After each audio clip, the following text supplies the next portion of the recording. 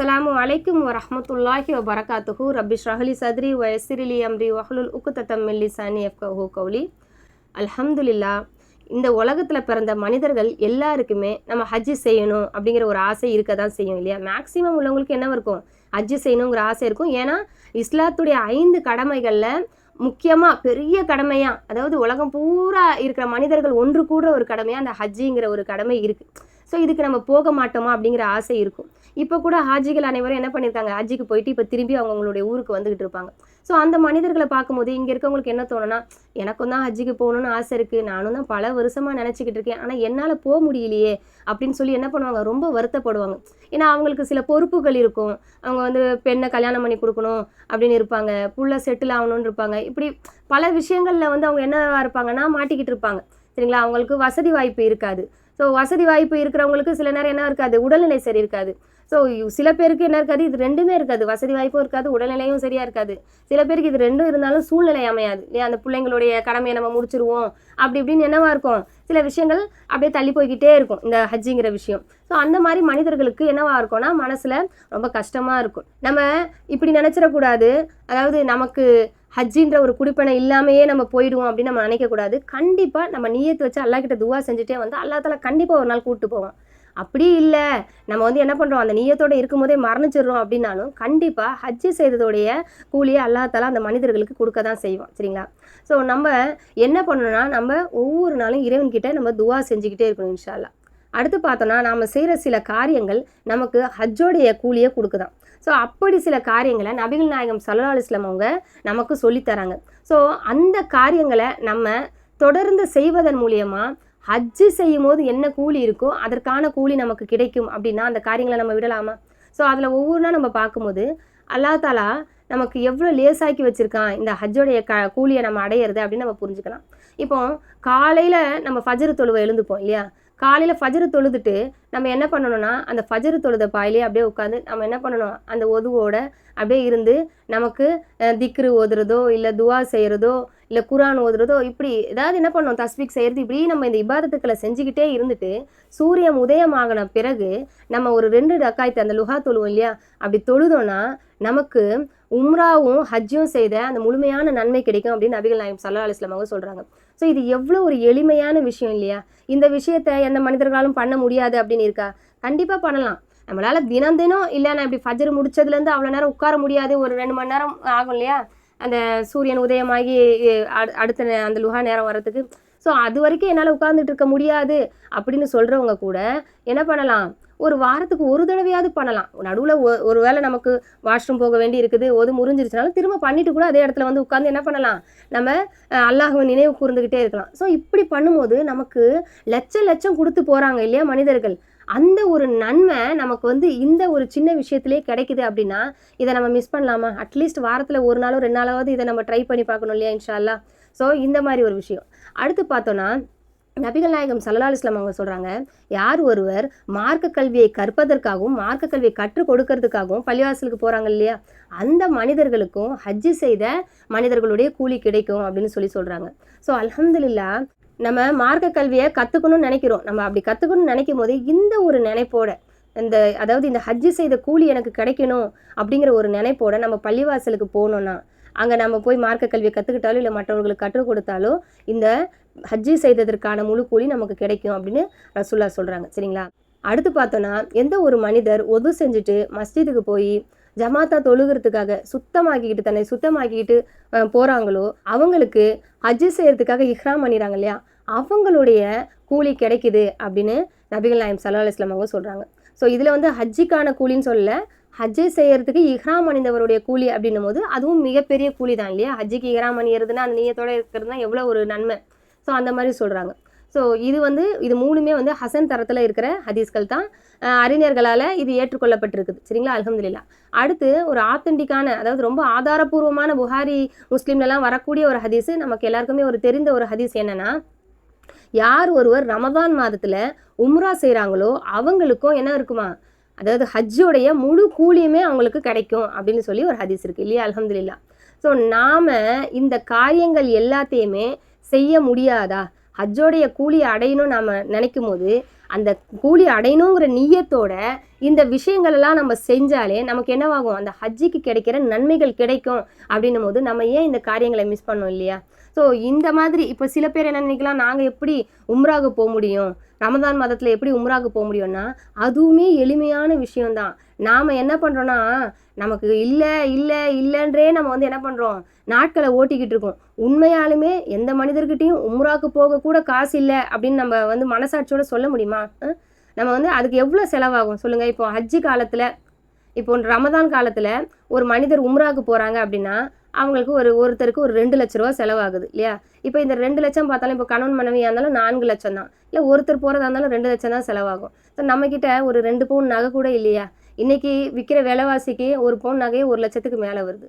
So நான் நினச்சோன்னா அல்ஹம்துலில்லா கண்டிப்பாக எல்லா மனிதர்களுமே என்ன பண்ண முடியும், இந்த காசை கொடுத்து நம்மளால் என்ன பண்ண முடியும்னா உம்ராவுக்கு போக முடியும். ஆனால் போகிறது இல்லை. ஏன்னா நமக்கு என்ன பண்ணுறோம், நம்மக்கிட்ட இருக்க சில விஷயங்களை நம்ம மறந்தே போயிடுறோம். நம்ம மேற்படியாக நான் காசு வந்தால் தான் நம்ம வந்து இந்த மாதிரி ஹஜ்ஜி உம்ராக்கெலாம் போவோம் அப்படின்னு சொல்லி நினச்சிக்கிட்டு இருக்கோம். ஒன்று நம்ம நல்லா புரிஞ்சுக்கணும். இப்போ நம்ம சொன்னோம் இல்லையா, இந்த நன்மைகள் எல்லாமே பண்ணால் ஹஜ்ஜி செய்ததுடைய நன்மைகள் கிடைக்கும், அதோடைய அஜர் கிடைக்கும். ஆனால் நம்ம ஃபர்தை நிறைவேற்றிட்டோம் அப்படிங்கிற ஒரு நிலைமைக்கு நம்ம போவோமா அப்படின்னு கேட்டால் இல்லை. ஏன்னா இன்றைக்கி எத்தனையோ வசதி வாய்ப்புள்ள உடல் ஆரோக்கியம் உள்ள மனிதர்கள் என்ன பண்ணுறாங்க, ஹஜ்ஜிக்கு போகாமல் இருக்காங்க. அவங்கெல்லாம் இந்த காரியங்களை செய்யறது மூலியமாக அவங்களுடைய ஹஜ்ஜோடைய கடமையை அவங்க நிறைவேற்றிட்டாங்களான்னு கேட்டால் கண்டிப்பாக இல்லை. நாளைக்கு மறுமையில் அல்லாஹ் கிட்ட கேள்வி கணக்கு இருக்குது. உங்களுக்கு ஹஜ்ஜோடைய இந்த ஒரு வாய்ப்புகள் எல்லாத்தையுமே நான் கொடுத்தனே, வசதி வாய்ப்பை கொடுத்தனே, உங்களுக்கு நல்ல உடல் நலத்தை கொடுத்தனே, ஆனால் நீங்கள் ஹஜ்ஜுக்கு போனீங்களா அப்படின்ற கேள்வி கணக்கு இருக்குது. சரிங்களா? அதனால எல்லாருமே இந்த காரியங்கள் மூலியமா ஹஜ்ஜோடைய நன்மையை கிடைச்சிரும் அப்படின்னு சொல்லி நினைக்க முடியாது. இது முதல்ல ஹஜ்ஜோடைய நன்மையை தான் நமக்கு கொடுக்குதே தவிர இதை செஞ்சுட்டா நான் ஹஜ்ஜுக்கு போயிட்டு வந்துட்டேன் அப்படின்னு சொல்லி சொல்ல முடியுமா? கண்டிப்பாக சொல்ல முடியாது இல்லையா? சூரா இஹ்லாஸை 3 தடவை ஓதிட்டு நான் குரான் ஓதிட்டேன்னு சொல்ல முடியுமா? இது எல்லாமே சூழ்நிலை காரணமாக அல்லாஹ் தஆலா என்ன பண்ணிருக்கான், அமைச்சு கொடுத்துருக்கான். இதோடைய முக்கியத்துவத்தை உணர்த்துறதுக்காகவும் சில பேர் இயலாதவர்கள் இருப்பாங்க, ஆசை உள்ளவர்கள் இருப்பாங்க அப்படிங்கிறதுக்காக அல்லாஹ் தஆலா இந்த ஆப்பர்ச்சுனிட்டிகளை கொடுத்துருக்கான். ஒரு குரான் ஓதுற நேரம் நமக்கு கிடைத்தும் அதை ஓதாமல் 3 தடவை சூரா இஹ்லாஸை நான் ஓதிட்டு நான் குரான் ஓதிட்டேன் அப்படின்னு சொன்னால் அது ஏமாத்து வேலை தானே. அந்த மாதிரி தான் இந்த மாதிரியான காரியங்களை செய்யறது. சரிங்களா? யாருக்குன்னா யார் அந்த இயலாமையில் இருக்காங்களோ அவங்க இதை செய்யலாம். சரிங்களா? அவங்களால என்ன பண்ண முடியாது, ஹஜ்ஜுக்கு போக முடியாதுன்னும் போது அவங்க இதை செய்யலாமே தவிர, அதாவது மற்ற மனிதர்களும் செய்யலாம். இப்போ ஹஜ்ஜின்றது ஒரு தடவை தான் செய்யணும்னு இல்லை. எத்தனையோ பேர் மக்காவுக்கு போகிற ஹஜ்ஜையே 4-5 தடவை 10 தடவைலாம் செய்யறவங்க கூட இருக்கிறாங்க. அல்ஹம்துலில்லாஹ். இங்கேயே நம்ம என்ன பண்ணலாம், எனக்கு அதிகமாக அந்த கூலி வந்துக்கிட்டே இருக்கணும் அப்படின்னு நினைக்கிறவங்க, வசதி வாய்ப்புள்ளவங்க, நல்ல ஆரோக்கியத்தோடு இருக்கவங்க, ஆல்ரெடி ஹஜ்ஜிக்கு போனவங்க கூட என்ன பண்ணலாம், இந்த காரியங்களெல்லாம் தொடர்ந்து பண்ணலாம். அது அவங்களுக்கு ஒன்றும் ஃபுல் ஸ்டாப் கிடையாது. ஆனால் இந்த ஒரு விஷயத்தின் மூலியமாக ஹஜ்ஜோடைய அந்த கடமையை நம்ம நிறைவேற்றிட்டவங்களா ஆவோமா அப்படின்னு கேட்டால் அது கிடையாது. சரிங்களா? அதனால் என்ன பண்ணணும்னா, நாம் ஹஜ்ஜோடைய கடமையை நம்ம நிறைவேற்றுறதுக்கு நம்ம ஒவ்வொருத்தருமே முன் வரணும். ஏன்னா இன்றைக்கி நம்ம பல காரணங்களை சொல்லி என்ன பண்ணுறோன்னா, ஹஜ்ஜிக்கு போகிறத நிறைய பேர் தள்ளி போட்டுக்கிட்டே இருக்கிறாங்க. எங்களுக்கு வந்து என்ன பண்ணணும், இன்னும் வசதி வாய்ப்பு வரணுங்கிறாங்க, வீடு கட்டிடணுங்கிறாங்க, இடம் வாங்கிடணுங்கிறாங்க, நகை வாங்கிடணுங்கிறாங்க, பொண்ணை கட்டி கொடுத்துடணும், இல்லை பையனை செட்டில் பண்ணிடணும், இப்படி பல விஷயங்களை சொல்லி இந்த ஹஜ்ஜிக்கு போகிற விஷயத்தை தள்ளி போட்டுகிட்டே இருக்காங்க. ஒத்துக்கிறோம், ஒரு சில கடமைகளை என்ன பண்ண வேண்டியிருக்கு, பண்ணி தான் ஆக வேண்டியிருக்கு இல்லையா? பிள்ளைங்க படிப்பு, இல்லை பிள்ளைங்களுக்கு கல்யாணம், இப்படி சில விஷயங்கள் இருக்கும். ஆனால் நம்ம என்ன பண்ணோன்னா வசதி வாய்ப்புகளையும் பெருக்கிட்டு தான் ஹஜ்ஜுக்கு போகணும்னு நிறையா பேர் இருக்கிறாங்க. இப்போ அவங்க இப்போ ஒரு நகை சேர்க்குறாங்கன்னு வச்சுக்கோங்களேன், அது அவங்களுடைய பிள்ளைக்கோ இல்லை அவங்க பெற்ற மகனுக்கு அது வர மருமகளுக்கு மகராக கொடுக்கறதுக்காக சேர்க்குறாங்களோ அந்த மாதிரி ஒரு ஸ்டேஜில் இருக்கவங்க ஓகே. ஆனால் சாதாரணமாக அந்த கடமையெல்லாம் முடிஞ்சிட்டு இருக்கவங்க கூட, இல்லை அந்த கடமை இன்னும் வர்றதுக்கு ரொம்ப நாள் இருக்குது, இந்த எனக்கு முன்னாடியே எனக்கு வந்து 30 வயசுலேயே 25 வயசுலேயே எனக்கு வசதி வாய்ப்பு இருக்குது, அந்த கடமையெல்லாம் அப்புறம் தான் அப்படின்னு இருக்கவங்க கூட என்ன பண்ணுறாங்கன்னா, அவங்கக்கிட்ட இருக்க நகையெல்லாம் அவங்க கன்சிடர் பண்ணுறதே இல்லை. அதே மாதிரி அவங்கக்கிட்ட இருக்க சொத்து நிலம் இதெல்லாம் வந்து அவங்க கன்சிடர் பண்ணுறதே இல்லை. கேட்டால் என்கிட்ட காசு வரணும். அதாவது காசுனா என்ன நினச்சிக்கிட்டு இருக்காங்கன்னா, வசதி வாய்ப்புன்னும் போது மேலதிகமான சொத்தை தான் வந்து என்ன பண்ணிக்கிட்டு இருக்காங்கன்னா நிறைய பேர் வசதி வாய்ப்புடையவர்கள் நினச்சிட்டு இருக்காங்க. அப்படி கிடையாது. அத்தியாவசியமான விஷயங்கள் நமக்கு இருக்குது இல்லையா? நம்ம உண்ற உடை, இருக்கிற இடம், நம்ம அணிகிற ஆடை, சில அத்தியாவசியமான விஷயங்கள் இருக்க தான் செய்யுது. நம்ம பிள்ளைகளுக்கு ஃபீஸ் கட்டுறது, இப்படி தாய் தகப்பனை பார்க்குறது, சொந்த பந்தங்களை பார்க்குறது இப்படி இருக்குது. ஆனால் அதையே தவிர உள்ள விஷயங்கள் எல்லாமே நமக்கு அதிகமான ஒரு விஷயம் தானே, மேலதிகமான செல்வம் தானே. ஆனால் நம்ம வந்து அப்படி நினைக்கிறதே இல்லை. இந்த வருஷம் வந்து நம்ம வந்து என்ன பண்ணணும், ஒரு 20 லட்சத்துக்கு ஒரு இடம் வாங்குகிறோம், அடுத்த வருஷம் ஒரு 50 லட்சத்துக்கு வீடு வாங்குகிறோம். ஸோ அதாவது எப்படி இருக்குன்னா, இதெல்லாம் வாங்கணுங்க, இதுவே கடனில் இருக்குங்க, நான் எங்கெங்க ஹஜ்ஜுக்கெல்லாம் போகிறது இல்லையா. நிறைய பேர் அப்படி தான். நம்ம ஒரு 10 பவுன் நகை வச்சுருக்கோம்னு நினச்சிக்கோங்களேன், அந்த 10 பவுன் நகையை நம்ம விற்றாலே நமக்கு 10 லட்ச ரூபா வருது இல்லையா. ஒருத்தர் ஹஜ்ஜுக்கு போகணுன்னாலும், இப்போ நம்ம ஹஜ் கமிட்டி மூலியமாக போகணுன்னாலும் ஒரு 4 லட்சம் ஆகுமா. அப்போ 2 பேர் புருஷன் பொண்டாட்டி 2 பேரும் போயிட்டு வரலாம். இல்லை ப்ரைவேட்லேயே போனால் கூட ஒரு 14 லட்சம் ஆகுது அப்படின்னு வச்சுக்கோங்களேன். அப்போ நம்மக்கிட்ட ஒரு 14 பவுன் 15 பவுன் நகை கூட இல்லையா. ஸோ நம்ம கொஞ்சம் நினச்சி பார்க்கணும், நமக்கு எது முக்கியம் அப்படிங்கிறத நினச்சி பார்க்கணும். ஏன்னா நம்ம என்ன பண்ணுறோன்னா, நான் எல்லா சொத்து சேர்த்துட்டு எல்லா கடமையை முடிச்சுட்டு நான் என்ன பண்ணுவேன்னா, நான் அதுக்கப்புறமா ஹஜ்ஜுக்கு போவேன், அது வரைக்கும் இந்த மாதிரியான அமல்களெல்லாம் செய்து ஹஜ்ஜோடைய நன்மையை நான் வாங்கிட்டு இருப்பேன்னு சொன்னால், அந்த நன்மைகள் வேணால் கிடைக்குமே தவிர கேள்வி கணக்கு இல்லாமல் போகிறது இல்லை. ஹஜ்ஜுங்கிறது எவ்வளவு சிரமமான ஒரு அமலுங்கிறது ஹஜ்ஜுக்கு போன எல்லாருக்கும் தெரியுமா இல்லையா. ஹஜ்ஜி வந்து நம்ம வயசில் போனால் மட்டும்தான் அதில் உள்ள இபாதத்துக்களை நம்மளால் முடிக்க முடியும். வயசான பிறகு போகிறாங்க பார்த்தீங்களா, கண்டிப்பாக அவங்களால ஒரு பெயர் அளவில் தான் ஹஜ்ஜுக்கு போனேன் ஹாஜின்னு சொல்ல முடியுமே தவிர அங்கே போய் எல்லா இபாதத்துக்களையும் அவங்களால சிறப்பாக செய்ய முடியாது.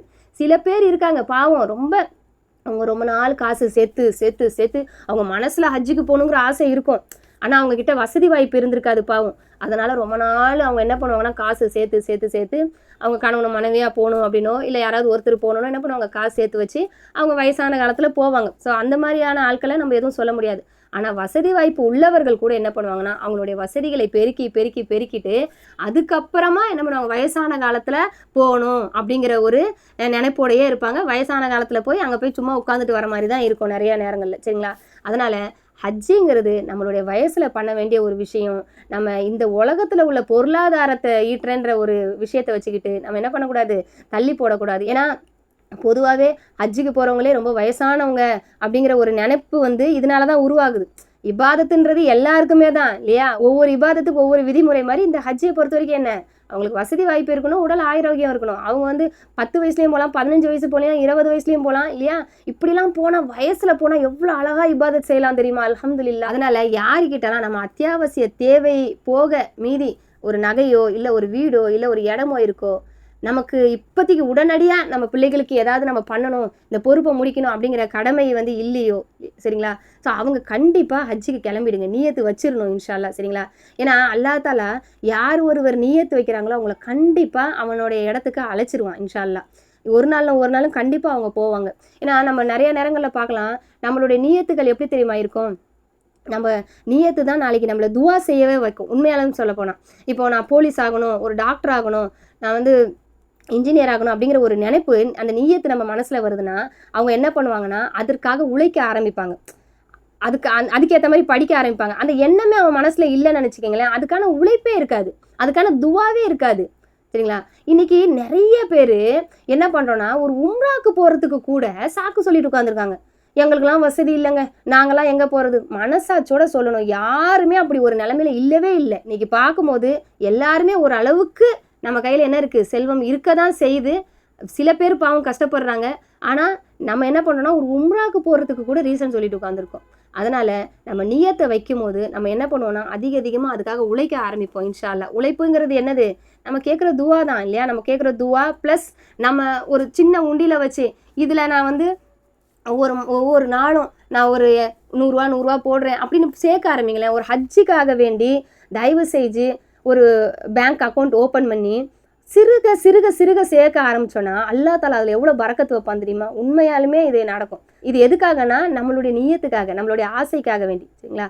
ஒருவேளை நம்ம இந்த மாதிரி நீயத்து வச்சு அதற்காக உழைத்து அதற்காக பணம் சேர்த்து அதுக்காக துவா செய்து எல்லாமே பண்ண பிறகும் நமக்கு வந்து அந்த நம்ம பண்ணிக்கிட்டு இருக்கும்போதே நம்ம ஹஜ்ஜுக்கு போகாமே மரணித்தாலும் அல்லாஹ் தஆலா என்ன பண்ணுவான்னா, அதற்கான அந்த ஹஜ்ஜுக்கான கூலியை மறுமையில் நமக்கு கொடுத்துருவான் இன்ஷா அல்லாஹ். அதனால் இன்ஷா அல்லாஹ் அடுத்து வர வருடத்தில் நான் கண்டிப்பாக ஹஜ்ஜுக்கு போவேன் இன்ஷா அல்லாஹ் அப்படின்னு தயவு செய்து நியத்து வைங்க. அதை தினம் உங்கள் காதில் கேட்குற மாதிரி நீங்களே சொல்லிக்கிட்டே இருங்க. சொல்ல நம்ம எவ்வளோ சொல்கிறோமோ அந்தளவுக்கு நம்ம அதுக்காக துவா செய்வோம் இன்ஷா அல்லாஹ். அல்லாஹ் தஆலாவும் அதுக்கு லேசாக்கி வைப்பான், கண்டிப்பாக அதுக்கான கூலியும் கொடுப்பான். அதனால் யார் இந்த மாதிரி நியத்து வச்சுருக்கீங்களோ இந்த வருஷம் இப்போ வச்சிட்டிங்களோ, இது வரைக்கும் வைக்காதவங்க கூட இந்த நியத்தை வச்சிட்டிங்களோ, அவங்க கமெண்ட்டில் நான் இந்த வருஷம் ஹஜ்ஜிக்கு போவேன், இன்ஷா அல்லாஹ் நான் உம்ராக்கு போவேன் அப்படின்னு சொல்லி தயவு செய்து கமெண்ட் செய்யுங்க. இந்த மாதிரி கமெண்ட் செய்கிறது எதை குறிக்குதுன்னா, நீங்கள் மனசில் ஆழமாக அந்த ஆசையை வச்சிட்டீங்க, அல்லாஹ் உங்களை அழைக்கணும் அப்படின்னு நீங்கள் நினச்சிட்டீங்க அப்படிங்கிறதான் குறிக்கும். அதனால் தயவு செய்து எல்லாருமே கமெண்ட் செய்யுங்க.